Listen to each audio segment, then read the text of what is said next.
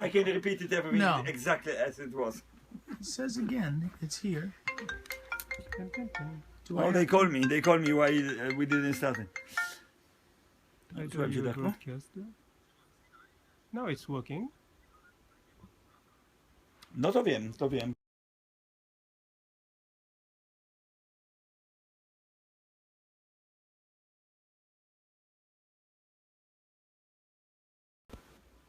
Aha, nie ma go tam na dole? A to ciekawe. Dobra, to dzwonię po Konrada. Już chwileczkę, dobra na razie. Hi, I'm Dr. Richard Boulanger from the Berklee College of Music in Boston, and I'm very excited to see you here and to have this opportunity to share with you some things about Csound today and what has happened with the language. The language itself was started by Dr. Max Matthews at Bell Laboratories in the 1950s, 1956. Then his language was called Music 1, had a few oscillators in it. He was trying to invent a block diagram compiler. What was unique about his language was that he separated the score and the orchestra. He separated the sound synthesis component from the sort of notes, if you will, or the note events. It actually grew out of these concepts, unique concepts of a compiler that would allow you to sort of independently link in new elements in the program. And this was a radical new idea. Now we almost think of it as normal. You have plugins. You buy a program like Ableton Live or DP, and you have a VST plugin for Ivory keyboard or some massive analog synth model, and so you just get plugins and they expand the program. But at the time in the 50s, that wasn't how anyone had conceived of writing software. Then if you wanted oscillators and filters and envelope generators, you made a massive program that had supported all these capabilities and had all these functions. Max Matthews' unique design was this idea of modules. It was inspired by modular synthesizers. So he was actually looking at Bob Moog's synthesizers and Alan Perlman's ARP synthesizers, and he was making, you know, how do I put that into software? So we often think that maybe hardware synths were inspired by things that were going on in computers in the time, but in fact it was the opposite. Max was really inspired by things that Bob Moog was doing and Alan R. Perlman, the famous developer of the ARP synthesizer, was doing. So he started this language very simply, and it kept growing. And he stopped writing the language in about 1969 with this language that Marek had mentioned called Music 5. It was finally a portable version written in Fortran that you could compile for all kinds of computers, and Max was pretty much done with making the languages. He wanted to make music. Max Matthews himself is a classical violinist, and he really wanted to perform and play music. So he sort of gave the language away. Max Matthews and I, by the way, are good friends. He's the father of computer music. He passed away a couple of years ago, but we've collaborated for years. We traveled around the world lecturing and performing. I was the last composer to write a piece at Bell Labs in his laboratory, a piece called Shadows, which we've premiered and performed here in Krakow a number of times. With Barbara Stur. For radio, yes. Yeah, for radio baton and violin. Wonderful piece, wonderful man. But Max was really the father of open source software, because Max Matthews wrote this language and gave it away. And when he gave it away and gave away his code, others picked up the ball and ran with it a little bit. And one such person was a young composer named Barry Vercoe at MIT. And Barry Vercoe started writing a version for a PDP-11 computer, and then a version for an IBM 360 computer. Actually, that one was first, then a PDP-11, and then finally for a VAX 11780, a big mainframe computer, and that was multi-user, and that was the version that I'm now here talking about, Csound. So he wrote Music 360, which was for an IBM 360, again slow and specialized for a big machine that went away. Music 11 for a PDP-11 mini computer that went away. And then Csound, which like Music 5 was for everything. and it was in C, and so that's the language that has lived and continued. And so when I started studying Csound, it was in the 70s. It was then Music 11, and I composed some of the earliest pieces for it. What you would do then is you would use a word processor. It was quite involved, quite difficult, and quite slow. But Csound actually lived because it was faster than most of the other software synthesis languages at the time. But it would take hours and days to make even a single sound. Now, things have changed dramatically now, and what I wanted to do was I wanted to show you a lot of the new ways of working with Csound so that you might be maybe even more inspired if you looked at it 10 years ago or looked at it 20 years ago. You might be more inspired to come back and use it today, because now Csound really does fit in a very practical context. It fits into a production environment like Ableton Live. We've developed Csound for live instruments. Csound, the whole language, runs as a single object in Max MSP. And Csound now has an API for iOS and Android devices that allow you to make apps that run on iPhones and iPads, and even on my iWatch. I'll show you our newest Csound app that we've written for the iWatch. A CS Jukebox. We'll be bringing it out in the next few weeks. Csound runs on everything now. So it's kind of easy to use. I'll start by showing you a really small and wonderful example. Well, I think it's pretty wonderful. Let's see. I'm going to launch a program called Muse. And Muse is a program that I recently wrote for the Leap Motion controller, this little 3D controller. It's like a camera that really is sensitive to and knowledgeable about the hand position, where your fingers are, how your hand is opened or closed. So what you're seeing are these cubes on the screen, and they are, let's see, they are each sort of ready to sort of play. Let's see. Oh. Let me bring my audio.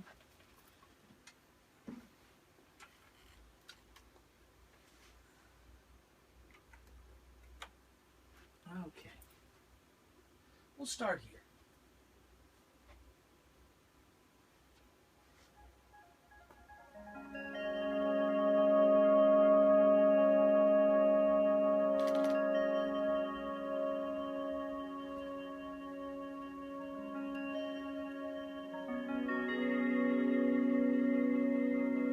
This is Csound.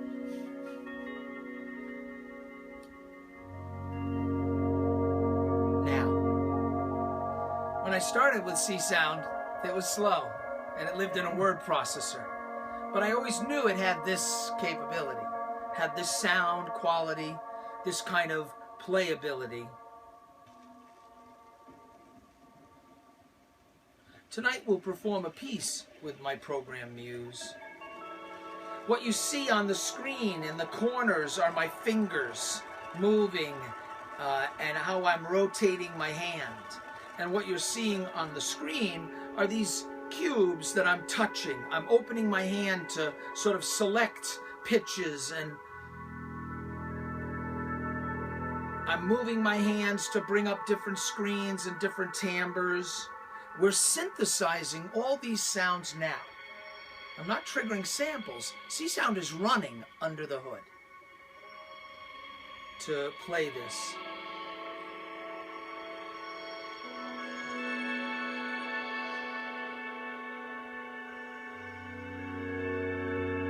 Right? So, and I've added even a little drum synth.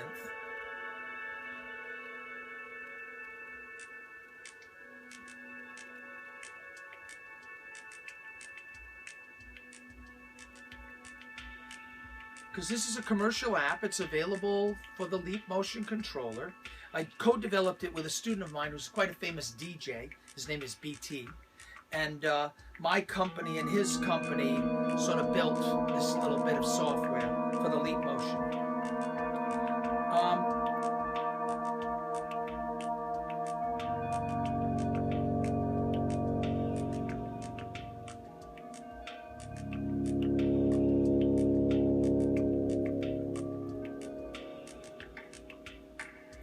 get the idea, though, right? It's pretty nice, right? Pretty simple, pretty elegant. I hope you feel that way.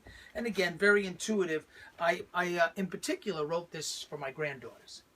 I wanted to start developing software that children could play, but that musicians and adults would appreciate and like. It sounded beautiful, but that was sort of simple to play.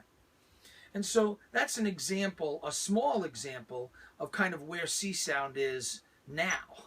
You know, that it's very easy to put Csound in anything, right? So my first book, at the time that I started really working hard with the Csound language at MIT in like 79, 89. And before I came here to Poland as a Fulbright professor, I developed a set of tutorials, just how you would learn to make sounds with Csound. And I'll show you a glimpse of those in a minute.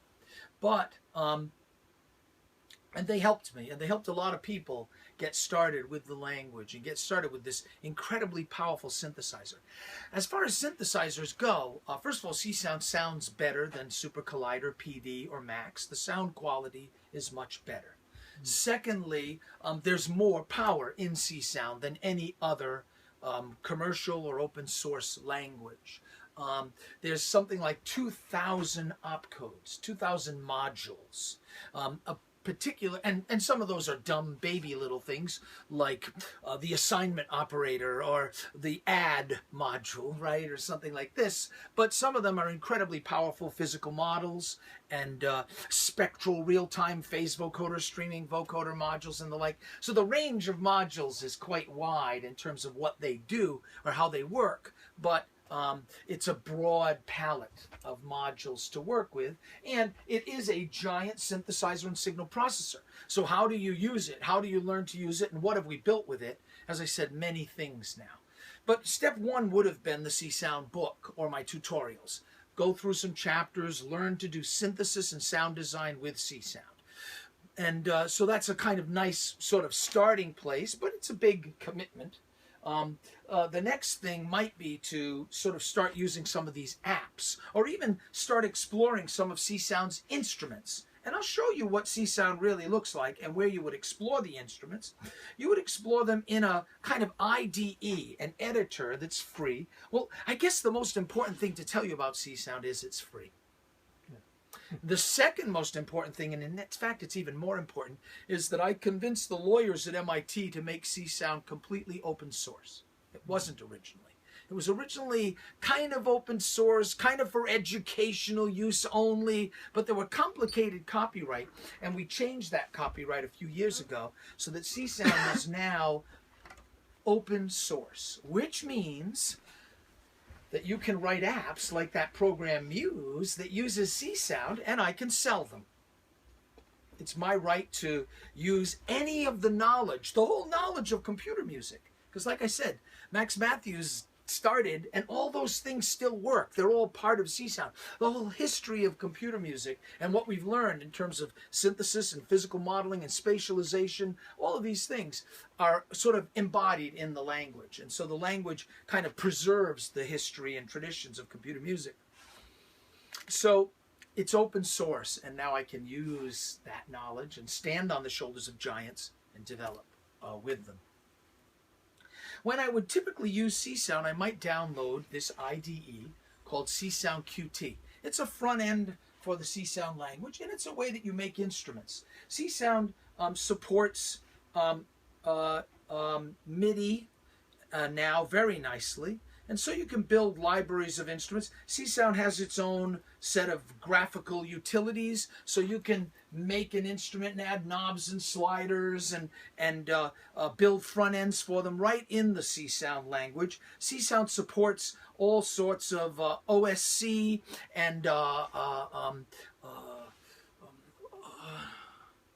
Python for algorithmic stuff. Csound supports a set of opcodes that do graphics, FLTK opcodes, a little bit older open source widget library, if you will. But you can actually build instruments that the opcodes are knob or slider.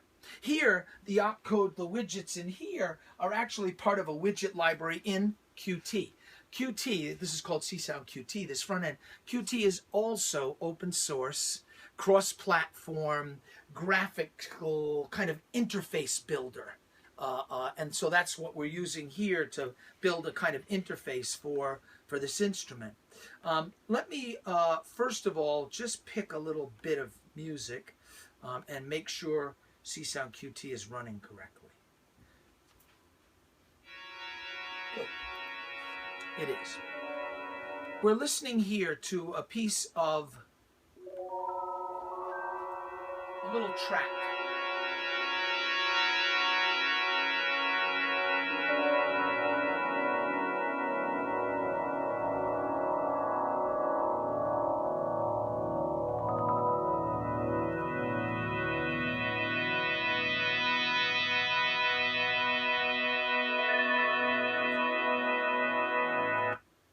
I'm rendering it now. We're making this sound now. Now, what's important about just this little example I played for you? Well, in Csound QT, when you download the free front end for Csound, there are now thousands of instruments and compositions waiting for you to explore and learn from them. So if you're thinking, how would you do that? How would I make a real-time granular processor for doing live granular transformation with Csound? Well, there's probably an instrument, even maybe with a front end, waiting for you to use to do that. Now, what you would need to do is make sure, the instrument's running. We're rendering it right now. You want to make sure that you've set things up so that it's going to work with my live mic and not feedback and all that. And so what we want me to do is go here. I'm going to just show you for a second. To the configure menu and make sure, okay, the input shouldn't be, it should be the built-in microphone, and the output should be maybe built-in output. Okay, and so now I'll start this instrument again. I'll render it again. 1, 2, 3, 4, 5. Now you see I've got live input. 1, 2, 3, 4, 5. 1, 1, 1, 1, 1, 1.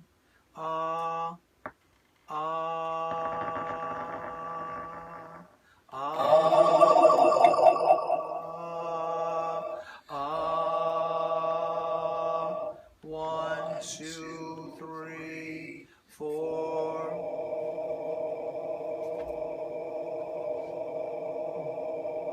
I don't know anything. I don't know how this works. I know how to push sliders like I do in any plugin, in any tool that I might buy or find on the internet, and I can explore. Csound now has so much that we've built for you over the last 20 and 30 years. There's a whole world for you to just use and explore like this. Took a little common sense, a little, little exploring, but away we go. Now, what was going on in here? Well, it really is an instrument that's using a bunch of opcodes in the Csound language. I'll show you one that's maybe a little more basic in a minute. But, well, I can at least show you this for a second. Out values, in values. These are opcodes for communicating from the widgets. So if I have a widget and I want to wiggle a knob or whatever, I would say, hey, put an in value in my instrument, give it a name, in value granular density slider. And then that granular density slider becomes a control in my instrument. It's that simple. So there's code here. I don't want to scare you with this code. I'll show you an example that's maybe a little simpler, just so you can see the basics. When I started teaching Csound back in 1990 here at Krakow Academy of Music, I came on a Fulbright and I started teaching everyone the basics of Csound. At the time, I wrote a bunch of little tutorials that became part of the manual, and they were intended to teach you how to make sounds with Csound. I'll take a minute just to show you that now. So we're making a little sine wave, right? So in Csound, anything that's followed by a semicolon is a comment, okay? In Csound, you have opcodes or modules. They all have names. As I said, there are a couple thousand of them. So this is an oscill module. Notice there's kind of online help. that would come up on the screen. So when you hover over an opcode or a module, it'll remind you, hey, the first argument is amplitude, X amp. The second argument is frequency, XCPS. Okay, so you can kind of even learn as you go or refresh your memory. Online manuals are built in, and of course there's explanations and nice chapters in the Csound book. But this is basically saying, okay, I've got an oscillator, outputs to the left, inputs to the right. The input is amplitude, frequency, and wavetable. Wait, that output is called A1. It's an audio rate patch cord number 1. I could call it A sig, A nice sound, A oscillator's output. I call it whatever I want. But the letter A is important to tell it to compute at the audio rate. Boom. That A1 now becomes the input for the out opcode. The out opcode writes to the disk or writes to DAC. And there you go. So basically what we did was we took a mono output from our oscillator, gave it a frequency, an amplitude, a wave shape, and said put it to the output. Those A's are patch cords, if you will. Right? And by the way, there are Csound front ends now that use patch cords. If you feel better patching outputs to inputs, we got it. But in fact, it's much more powerful and faster and more efficient and more logical and actually easier to understand when it's not some mess of a patch. I don't know how many of you use Max MSP. I hope you do. It was named after Max Matthews, who we've just talked about. I was there. David Ciccarelli is my dear friend. I was a beta tester before Max was even called Max. It was called Patcher. I was there at MIT developing that language with Miller Puckett. David Ciccarelli and Miller Puckett are my friends. I was at the toasting Here Max Matthews is Max MSP party when David gave them the language, gave Max the language. It was just the 4 of us in a hotel room having a scotch. I don't think Max Matthews at the time even realized what it was. And in fact, most of his life, Max Matthews never used Max. But I'm happy to say, I'm incredibly happy to say, he was always seeing me build Max patches and Max front ends. And I'm excited especially to say that Csound is in Max. All of the Csound language is one object in Max. I'm going to show you that in a minute. It's called Csound tilde.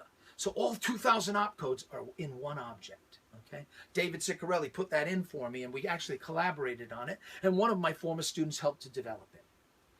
But the best part was, at the end of Max Matthews' life, for the last 2 years, every Saturday, my student Diane Douglas was invited to his house. Max would pay for her to take the subway out from Berkeley, where she was studying and starting to do her master's degree. Max and Marge actually paid for her master's degree. And she would come out to his house and teach him Max. So at the end of his life, Max Matthews was learning Max from one of my students, which is like super neat. Max taught me to program. And he would come to my house and teach me C programming. You're going to see me tonight in concert play the Max Matthews radio baton, which he developed for me, and to conduct computers and perform. And I'm going to be playing Csound with it in one of my pieces, at least. And I'll be probably playing Max MSP and Ableton Live and Csound for Live with it in other pieces. I haven't quite remembered what the full disclosure must be to tell you how much of it is Csound and how much not. Because, quite honestly, and this is important to say, I don't care. I am the Csound guy. I've written the books. I've been evangelizing the language for 30 years now. But it's just a part of our great toolkit to make wonderful music. And what's important to me is how easy it is to use now, and that's part of what I'm trying to share with you here. Okay, so you've seen the worst of Csound, the code. And you've seen that it might be very learnable. It might be very logical. So you want a pluck string instrument? Well, you use the pluck opcode. You want a waveguide? You use the waveguide opcode. You want to put input into a phase vocoder and have the phase vocoder transform pitches and the like? Well, you use the phase vocoder opcode and you use the input opcode and you have the output opcode. And maybe you get much more elaborate than that, and some of the instruments are very elaborate in terms of the way they're interconnected. But my point about Max or Super Collider or PD patches or whatever is they're a mess. And if you've actually tried to make real big pieces and wonderful pieces, it is a spaghetti mess that's really difficult to untangle, really difficult to debug later on. And, you know, and your friends' patches are hard to understand because they organize things so differently than you. Max Matthews always felt that, you know, sort of looking at things line by line, you could kind of figure things out a little better later on. And I think he might have been right about that. So there's something learnable, understandable, decipherable about Csound instruments, no matter how complex they are. And so I don't know that I agreed with him. I must tell you, I'm a modular synth guy. I love Max MSP. I love patching, but you get lost pretty quickly. And so over the years, I've come around to see that Max was maybe right about how, you know, code like this is actually easier to understand. But let me show you a few more cool things before we go, just to sort of warm you up to the idea that Csound is worth looking at again if you looked at it a long time ago, or looking at for the first time, because there's just so much that you can do with it and get going with, okay? If you just download Csound QT, you are going to find, like I said, thousands of examples, incredible pieces of music, John Chowning's pieces recreated in Csound, Stockhausen pieces. You're going to find just hundreds of instruments that, you know, give you great examples of all kinds of things. Let me pick one that I kind of like. Here is a Csound instrument written by Ian McCurdy. He's an amazing Csounder in Ireland. It has a nice front end to it. It's featuring the FOF opcode in Csound, which is a vocal synthesis opcode. And so what I've done is I've turned the instrument on. It's rendering the sound right now. And by the way, you can just pull the interface right off the instrument and just have it float around and kind of use it with friends and family. Offer it to your friends.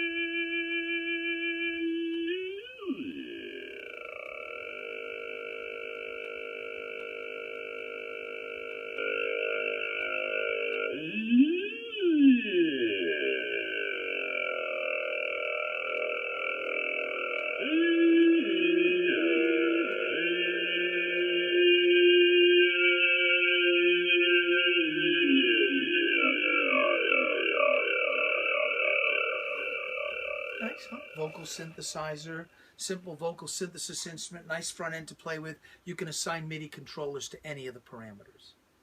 Okay? Just a tiny example, one of the hundreds of instrument models that are sitting inside Csound QT ready for you to use. And the other thing that was important to show you, last thing in here, is that you know, Csound does work, as I said, very nicely with MIDI. And so if I choose just to render this simple FM synth, here's my little MIDI keyboard, and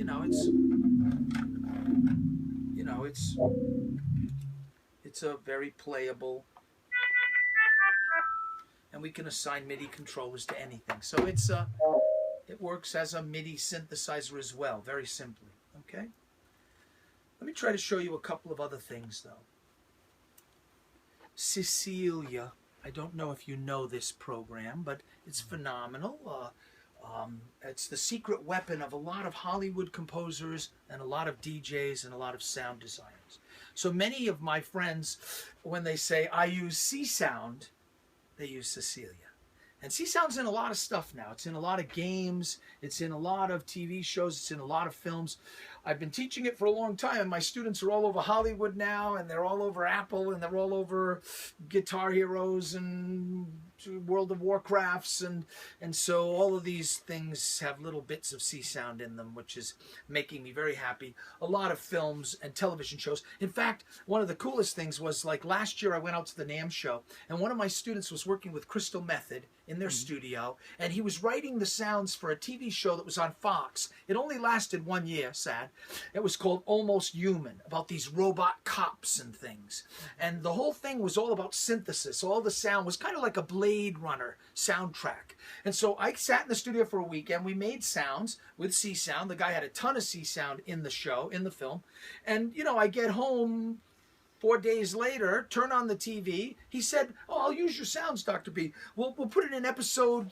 It's in episode 13." Now I thought that was 13 weeks away. I get home, I turn on the TV, I see the robot girl running through. I hear my thing happening, and it's like, you know, my sounds are on TV that day. You know, 4 days later. You know, it was awesome. And so there's a lot going on now, and a lot of places where Csound is. And again, it's just a nice tool and important for you to know. Here's Cecilia. This is a front end, again, for Csound, kind of like Muse was. Csound's under the hood. I don't care that it's there. I care instead, maybe, that I'd like to use it to process sounds, to make sound for my next composition or my next performance or my next installation. So here, the way you work with it is you choose a module. And so I might choose, let's say, a time-based module, like Brassage. I think of this as a brutal massage. I think that might be what it's abbreviation for. I don't know. Brassage. But what it's going to do is it's going to chop up samples and granularize them and throw them all over the place. Here, if I say go, it's already going to remind me, hey, you didn't do a sample. You didn't put a sample in. Now, an important disclaimer or important thing. I'm using Cecilia 4. Cecilia 4 has Csound under the hood as its engine to do synthesis and signal processing. Cecilia 5 does not. It uses Python, a whole Python synthesizer, which is quite remarkable and amazing. Olivier Boulanger, I'm Richard Boulanger. Olivier Boulanger is the author and developer. We're good friends. Olivier decided at one point, he was doing his doctoral dissertation, he wrote this incredible front end and language, software synthesis language called UNK, O-U-N-K. You need to look it up. It's amazing. It's sort of like Super Collider, and it does all this algorithmic stuff, and it has best of Csound, best of PD. It's a cool, cool language. But it was written in Python. And so he was turning around saying, you know, I've got this Python synthesis stuff I know how to do now. I've got this Python front end for Csound. Csound keeps changing. Why don't I put Python under the hood instead of Csound, which he did. So Cecilia 5, the latest Cecilia, doesn't have Csound in it anymore. But wait, I'm writing a new book. My new book for MIT Press, the contract's signed. It's going to be out in about a year. Sorry. It's huge and so important. It's called Csound Applied, Csound Inside. And so we're actually just showing you chapter after chapter how to put Csound into apps and Raspberry Pi things, and just how to use Csound to make stuff. So it's a phenomenal book. A lot of the chapters have already been written. It not only includes about 800 pages like this of text, but there's going to be online, like 6-week tutorials, almost like curriculum for online classes for each chapter. So you're going to be able to go online. It's always going to stay fresh and current because the online stuff will constantly be updated. And you're going to be able to say, okay, I want to build stomp boxes with Csound. I want to make fuzz boxes and effects processors. Well, we got a chapter on that, more than one, in fact. And we've got the online stuff showing you step by step how to build it, how to program your Raspberry Pi, how to, you know, what you need to make the circuit work, and boom, boom, boom, there you go. So the whole curriculum is part of it too. So here's why I'm telling you that story now. I was brokenhearted when Olivier went away from Csound. Csound's here. Let me load in a file for a second. Let me make this sound. We won't lose our point. We'll take a sample here like SP. Let's take a sample of John Cage. So here's a sample of John Cage.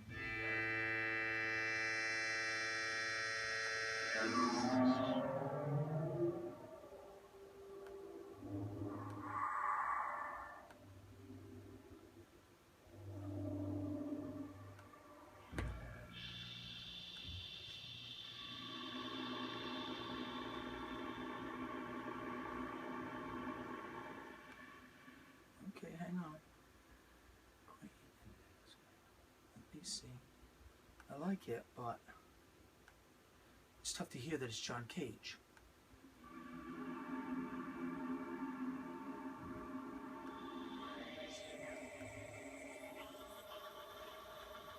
Okay, we'll come back to this in a second. But the bottom line is you're already hearing it transform, right? You're hearing a little granularization. You buy that. It's Csound. Let me show you. Well, first of all, it says Csound on top. See it in the menu? Ah, okay.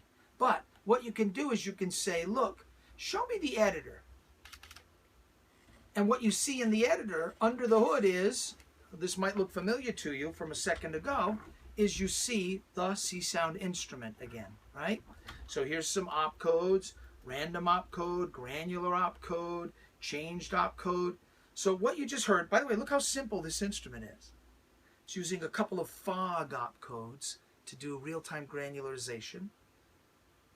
So that's for stereo. A couple of DC blocking opcodes, so you keep a nice uniform signal. A couple of random opcodes, that's it, okay? So that's the instrument under the hood that's making this sound. And this up above is the interface that's putting all the sliders and everything there, okay? So here's my interface here, and this front end for making sound. Now, and it's doing it with Csound. So I contacted Olivier, and I said, Olivier, I got this new book. I haven't heard from you in about 5 years, and I'm so sad because you don't use Csound anymore with Cecilia, and Cecilia's so great. Any chance I can convince you to look at the newest version of Csound and make a version that uses Csound again for my book?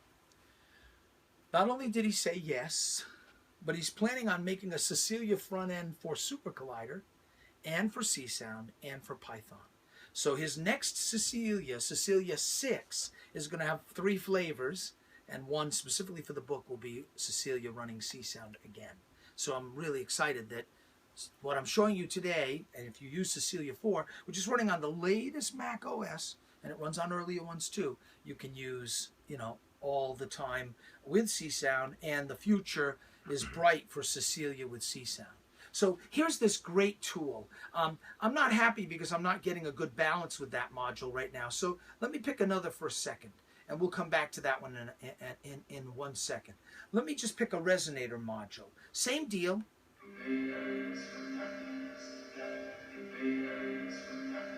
So here's John Cage saying invade areas where nothing's definite. And we're hearing him being pitched by a bunch of Csound pluck resin modules. Now how Cecilia works is you have these sliders that you can use. We have this grapher view, and you tell Cecilia, how long do I want the final file to be? It's really like a sound design tool. How long do I want it to be? So in this case we said 30 seconds.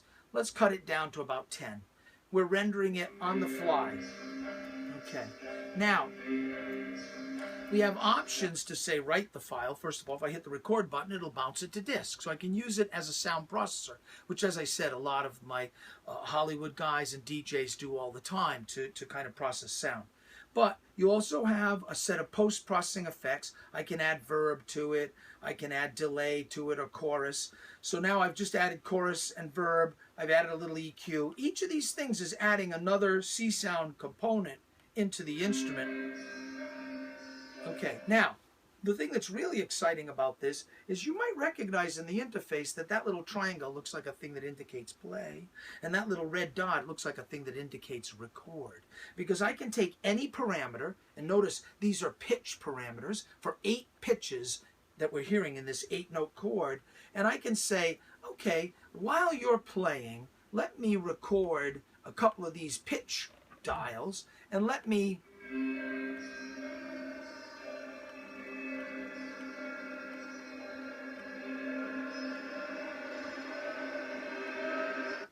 okay, maybe I should have left it for 30 seconds instead of 10. But you do see what happened, right? It's actually redrawn the curve for me for the different pitches. I can go in and plot and draw any function that I want for any parameter that's available, that's accessible from the grapher. So I can pick a pitch parameter and I could say randomize it, or draw it, or record it, and then I can render from there. Look. So this first pitch has sort of been applied, right? So it's very easy to kind of automate and build these sounds that evolve over time and transform. And again, I don't even know I'm using Csound. I'm using this kind of great effects processor with hundreds of great effects modules built in for doing dynamic processing, spectral processing. Let's pick spectral for a second. Let's use PV frequency shift. So this is a phase vocoder doing frequency shifting. Invade areas where nothing's Invade areas where nothing's definite. Invade areas where nothing's definite. Invade areas where nothing's definite. Invade areas where nothing. So what you want is me to record these parameters as I play with them. Hit it again. Invade areas where nothing's definite. Invade areas where nothing's definite.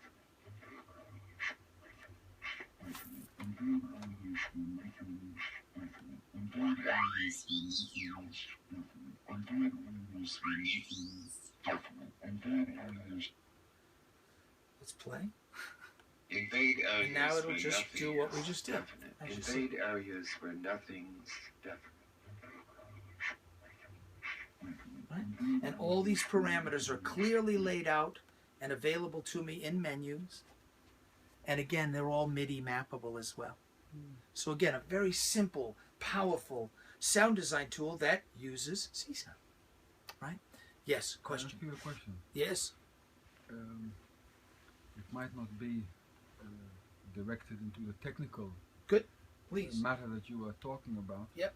But I just noticed that when you were playing this, when you were recording it, your posture changes, your hand rises, there's emotion passing through your body as you've decided where to put it. I don't know what you were doing, but you were doing something that was evoking a certain emotion from you, which passed it through. So I'm kind of asking, because this is so above my head technically. I'm an instrumentalist, but I'm curious and interested in it. I play the computer. And I'm looking for inspiration to good. get into saying Csound. Well, you should. You should get into this, especially as an instrumentalist, because you I can do will so try much. it. Wait, I'll show you more right yeah, now. so I was curious about Wait, that connection. Wait, I'll show you. And I will tell you this. You'll see that tonight in my concert. You'll see what I do. Max Matthews' radio baton is going to blow your mind. It's a wireless device that lets me very expressively play the computer. And I perform with it. I've always been trying to play the sounds, make the sounds. Thank you for asking. Thank you for noticing. Yes, I care about what's happening. I'm a trained classical musician, conservatory trained composer. I'm not a programmer, although I've now learned and developed programming skills, and I've written books about them. It's part of why I write books. I don't know it. I don't know that, so I'm going to write a book. And I guess this might show you how much I didn't know about Csound, quite a lot. So the books, as big as they are, might give away how much I need to learn. But I'm very interested exclusively in composing, performing, making music happen, making sound possible, new ways of playing, installations, and things like this so excite me because of new ways of interacting with the sound making experience, and even apps and the like.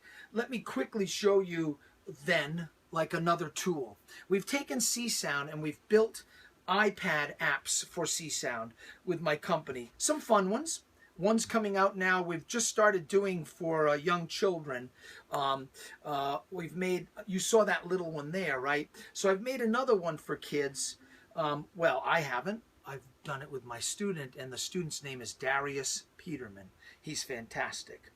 And I've just kind of advised him and pointed him in the right directions. And so this is just a little app for, again, allowing kids to play together, different chords, let them jam, let them compose. It's called CS Jam. At Berkeley, we have a Department of Music Therapy, and they do a lot of work with young children with different kinds of abilities and disabilities, and so I'm trying to take our Csound into the clinics now and let kids play with iPads and jam together and synchronize and remix. So we're making a bunch of little sort of apps for them that are kind of ambient, like my Leap Motion app. And so this is one of the newest ones. And again, we want to make sure that now, and I'm going to show you a very professional one in a minute. We started making really professional ones. And then something of my heart and my conscience got to me and said, you know, there are a lot of other people we could help and do nice things for than just DJs and the like. And so we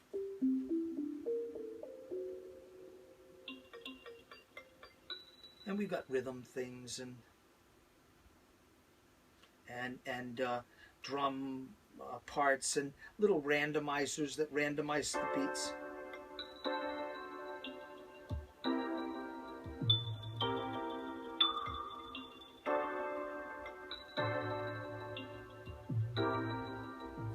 So that kids can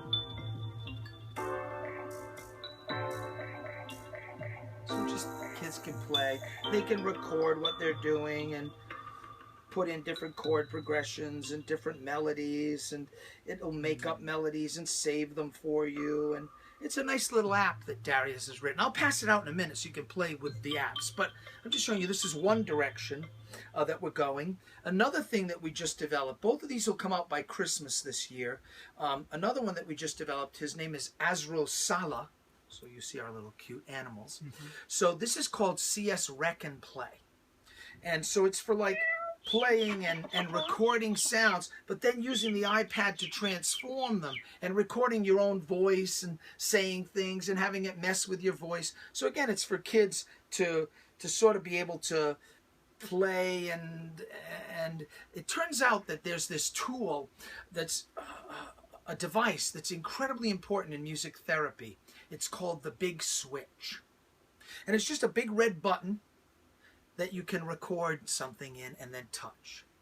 And they hand them out to all the kids in their wheelchairs, and they might record, you know, a note, Mary had a, and they'll all learn to play a song together. Or they might record their voice saying, I'm Timmy, or I'm Tommy. Or actually the therapist might say their names. And then when it's their time and they sing along, the kid hits the switch and it says, I'm Tommy, or I'm Janice. And so they do all these kind of musical games with just a switch that allows you to record.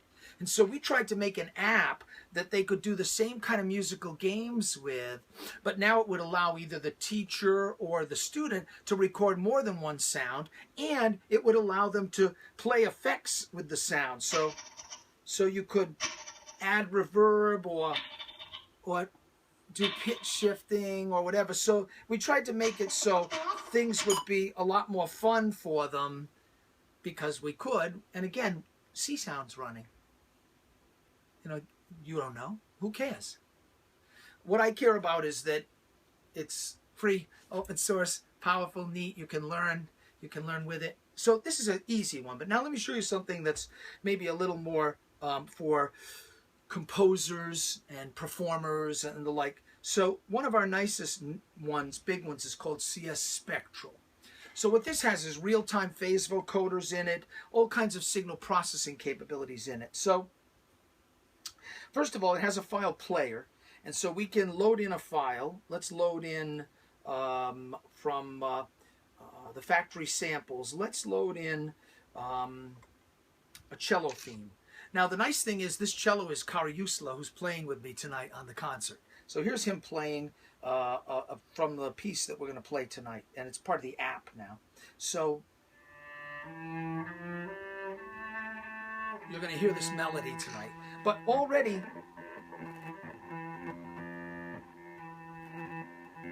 I can play the wave. Glitch it, loop it, select that loop is on.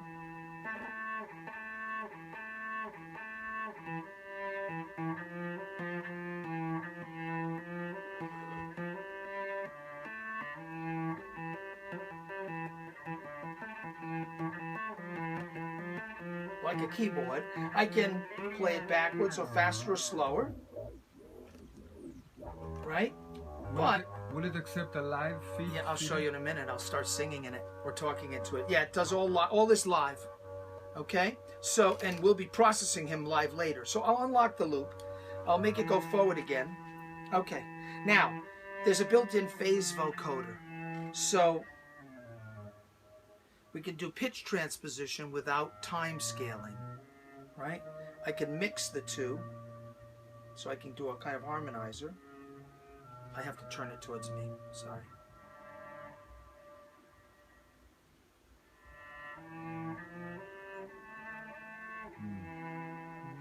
So nice playing both of them. Yeah, in time. It hasn't, so it's just the phase vocoder, but there's all kinds of things I can do with the vocoder. Spectral blurring, multiple effects. Let's add reverb. Beautiful waveguide reverb. Let's take the vocoder off. Let's add delay with echo.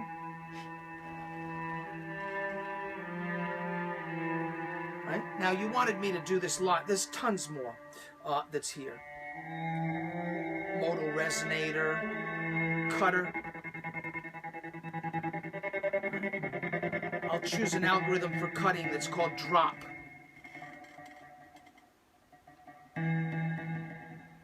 So we have a drop algorithm. That will face vocode.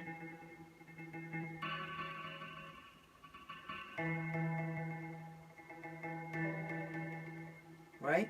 All this can be recorded, all can be saved, all can be edited. We have convolution, reverb, the whole bit. But let's take it off. So this is, let's stop for a second. This is part of what I'm teaching in the new book, right? This is the new book, Csound Applied. Right. But here's an Apple app with Csound under the hood, right? Now, better than that, you asked about live. So I'll hit live input. I'll make sure I don't feedback. Hang on. 1, 1, 1. 1, 1, 1, 1, 1. Okay, so now the face vocoder. 1, 2. 1, 1, 1, 2, 3, 4. By the way, it's got all kinds of compressors and EQ built in. And hold on. 1, 2, 1, 2, 3, 4. 1, 2.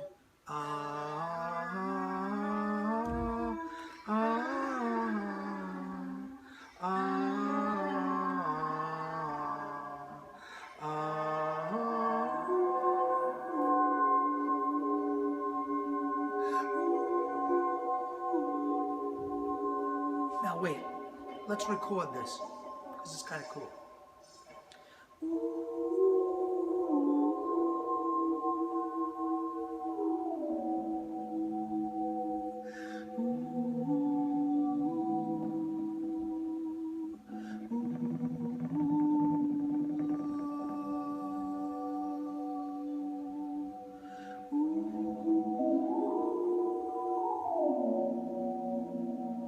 Stop. Wait. I'll have to get one of those. Hold on. Another recording with a little more action.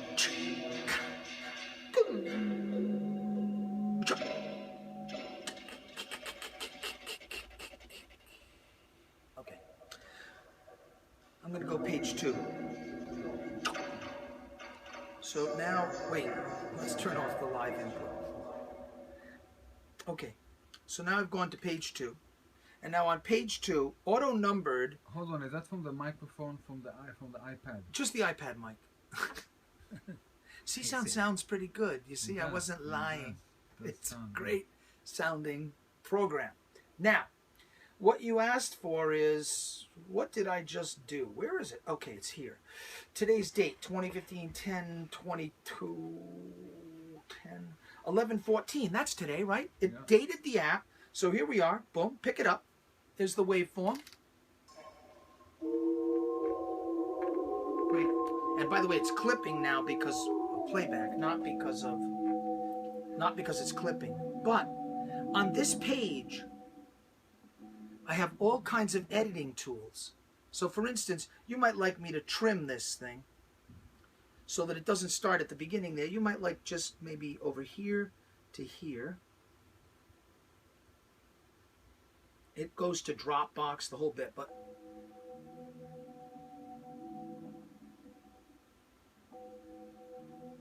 it's a nice little loop. Let's trim it. Trim. There it is. Now there's a little blip at the end there. Let me cut that off. Trim again. And let me fade the whole thing out. So I've got fade tools. Let's do a fade out here. Okay. Wait, what happened? It names them all the time after it does it. So, where are the ones that it just created?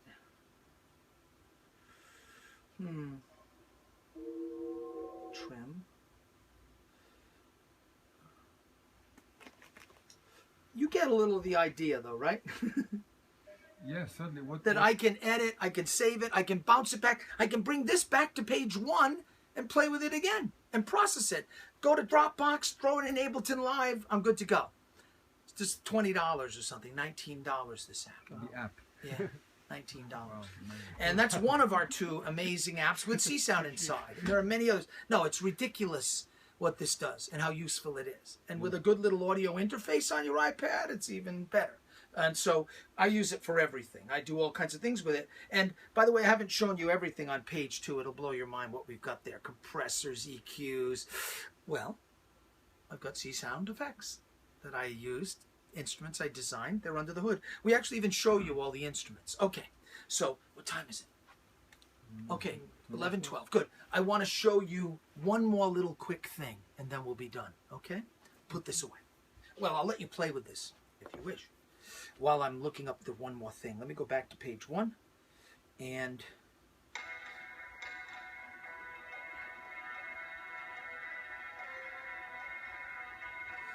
we have all this algorithmic stuff in here too. So for instance, every single knob, you can hold your finger on it. So let's say speed.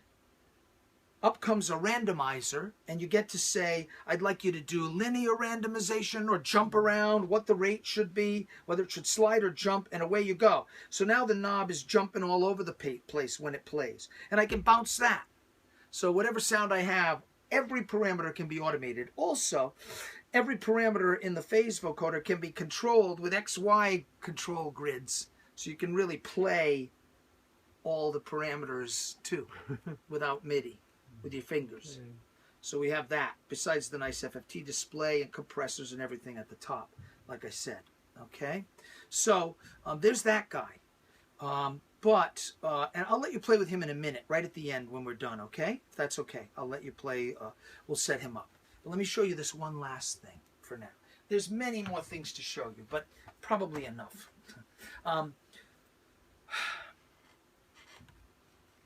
Csound for Live. So I don't know if you use Ableton Live, right? But we've developed a whole bunch of Csound instruments for Ableton Live. Libraries. And we give away a bunch of them for free, and we sell a few others for hardly anything. So the bottom line is, you pick an instrument. Let's say this here. Let's go to just basic FM instruments. Classic FM.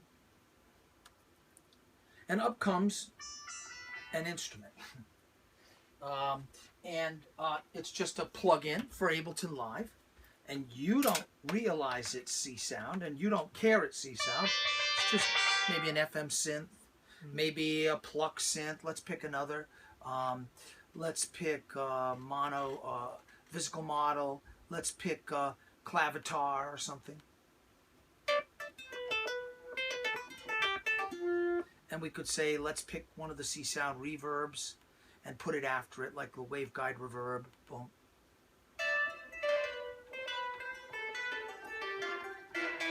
I could jam with it or add more distortion, get more distortion out, the whole bit. But the bottom line is, and let me show you one other thing that's pretty cool about this. Let's go to granular.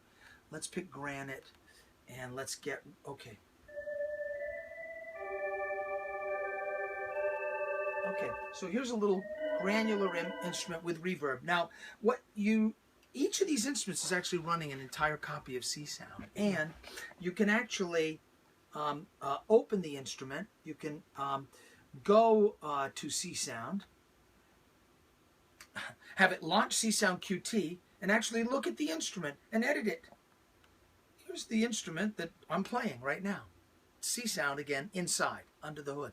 We show again in the new book how to do this. But the point is, that's that instrument. It's not like it went somewhere else. That's what's running right now to make this sound. But again, I don't care. I just care that I've got a nice playable instrument.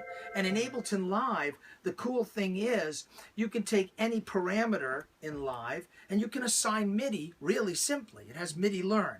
So I've just hit the MIDI mode, and I'm now going to say, listen, I want the grain to be that control. I want grain size to be this control. I want frequency distribution to be this one, and I want frequency to be this. I want the overall gain to be this. I want to come over here to the reverb, and I want the size of the reverb to be this. Okay, so now I stop, get out of MIDI, Where are you? I'm back to playing mode, and now look what happens. Oh, it's working. Right? Oh, Ableton Live.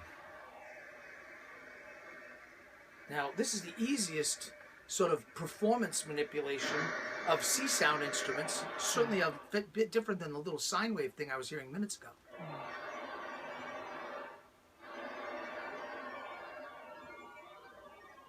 I have a question. Do you use Max for Live for the... This is built with Max for Live. Oh, okay. These instruments are all Csound running in Max for Live. Oh, hey. And I teach people how to make Csound for Live out of Max for Live. It is for the making the interfaces. I made the interfaces With and the Max for Live. instruments with Yes. Max for Live. Okay. But you see the point, right? That this is all of a sudden a very playable, mappable Csound instrument of all sorts. There are hundreds of them. We've created about 400 Csound instruments that just all run in live. And again, I've got phase vocoders here. I've got vocal processors, live processing instruments, all kinds of things. Sample processing. Let me see if I can find one of those. Oh, I'll show you one that's really cool just for a second that I love very much. Takehiko Tsuchiya, amazing guy. I like his pendulum wave synth especially. Look at the display. So he's doing his doctorate now at Georgia Tech. And he happened to look at a simulation of pendulums at Harvard University online. He said, you know, I could do that in Csound by making the waves kind of interact to have an evolving, morphing timbre. Really pretty, really nice.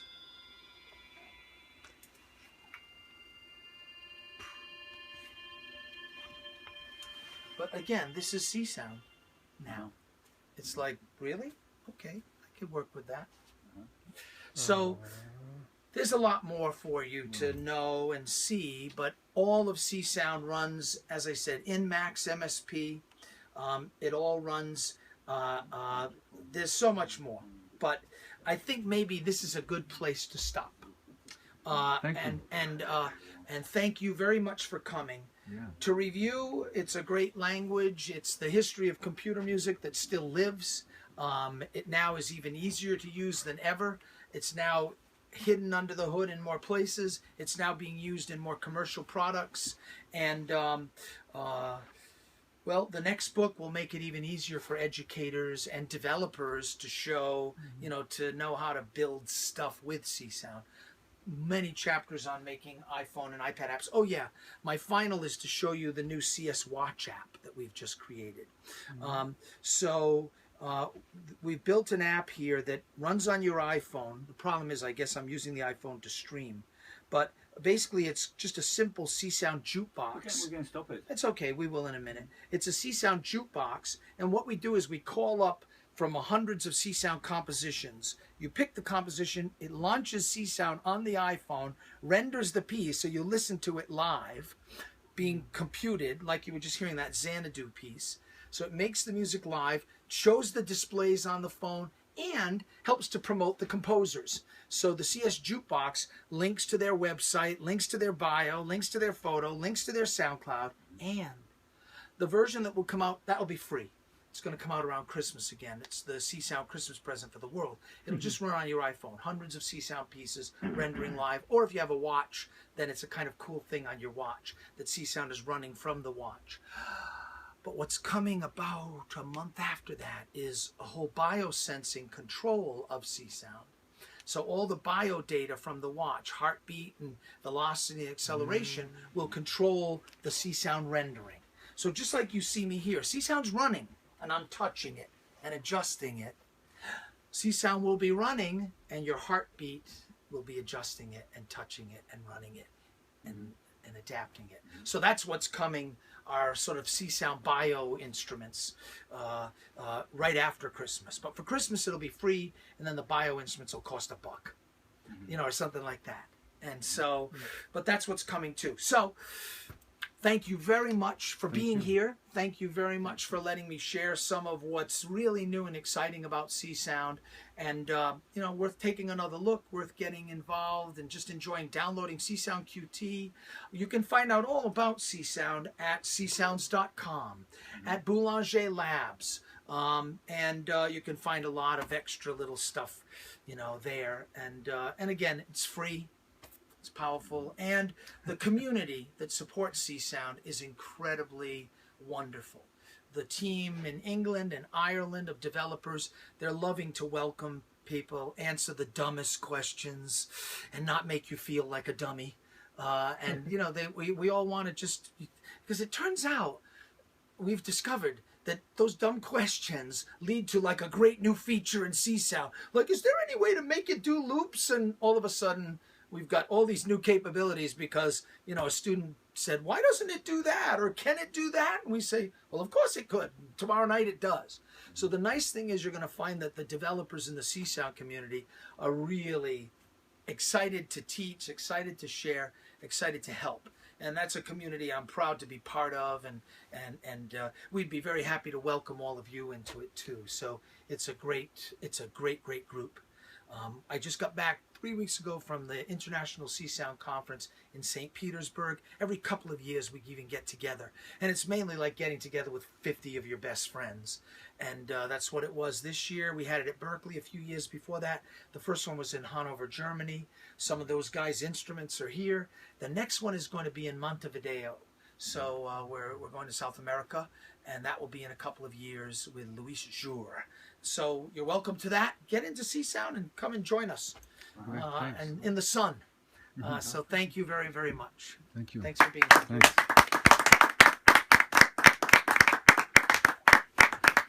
If you wish to play with the app, please, I'll let you mess around. And please remember the main concert of Richard Boulanger and the other members of the Berkeley College of Music today at 8 o'clock. 8 o'clock tonight. We start from their concert and then the second program by the trio from Poland. At here in the academy? No, at the Bunkier Sztuki. Oh, Because at the academy we have, so to make the schedule more clear, you know, at 1 o'clock we start another lecture by Josef Klammer, who played yesterday, the Bunkier Sztuki. And then I pick up the phone, słucham cię. So yeah, my concert's tonight at 8 o'clock. Nice Great. to meet you. No, Thank you for coming. Gelato. What's your instrument? Saxophone. I'm playing tonight at 7. Oh, great. In the academy. I'll be here. Great. Boczne Right. dla Looking Amerykanów forward. dzisiaj. Yeah, I'm Amerykanów just potrzebują dwa acoustic ekrany. player. But, Tak, najlepiej byłoby z góry. Good. No bo Well, jeżeli nie z góry, to iPad, przeprowadzimy sami apps. oczywiście, tylko... In Russia, I jeszcze forget raz the to sax pokażę, player dobra. there, but he was using Chodzi Sia o cały Spectral and festiwal. Spectral and playing like crazy great stuff through it. yes. To jest nasz And główny loving projekt. it. So he was having a ball with it. I think, amazing. I forget his name, I can look it up, but he's kind of one of Russia's kind of really hot, older jazz saxophonist, multi-sax. And I was shocked. I walked in, he's got my app running, and he's saying, I love Sia Spectral. So, yeah, it works good with sax. Wonderful, wonderful. Cheers. The installation, so both installations by Synturo is today at 5 o'clock. Bye, thank you for being here. Thank you very much. Take care. So you turn an effect on by hitting one of the... Okay. Okay. With this. Yeah, that's how you turn it on, and then you choose a different one. Myślałem, że tak będzie najlepiej, żeby nie... No bo... No wiesz, optymalnie byłoby, gdyby były 3 jeszcze, gdybyśmy mieli ten trzeci na tył ściany i wtedy już jest jakby wszystko. Mariusz wie, że na jutro potrzebuje zbudować zupełnie w odwrotnym kierunku, bo kurtyny i zasłony na kolucha będą z kolei na kamienną ścianę tutaj przy windzie, rozumiesz? Od kolumny do głośnika, na wysokość głośnika będą wisieć. No i będzie szyna. Więc tutaj też trzeba będzie postawić, ale możliwe, że Mariusz tylko postawi. We should to będzie stop się wstał. the My się już broadcasting zastanawialiśmy now. wcześniej. Czy Yes, będzie we wisiał can. na górze, Yeah. czy będzie stał I just na dole. pressed